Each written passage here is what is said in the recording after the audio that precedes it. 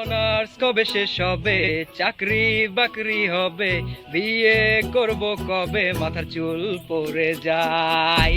ওরে দীপুমণি আপা, কি করলি, জীবন বরবাদ করলি।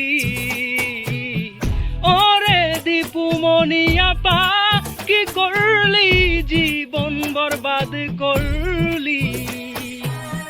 4 বছর অনার্সে, 1 বছর মাস্টার্স, তারপরে চাকরি বাকরি খোঁজার হয় না সে। 3 বছর এক ক্লাসে বাদাম চিবই বসে, ভালো আর লাগে না, বয়স তো 23। তোমরাই বলো কি আর করব, আমি বোরিং লাগে, সবই বিয়ে করব, কিন্তু নাই যে চাকরি বাকরি। ওরে দীপুমণি আপা, কি করলি, জীবন বরবাদ করলি।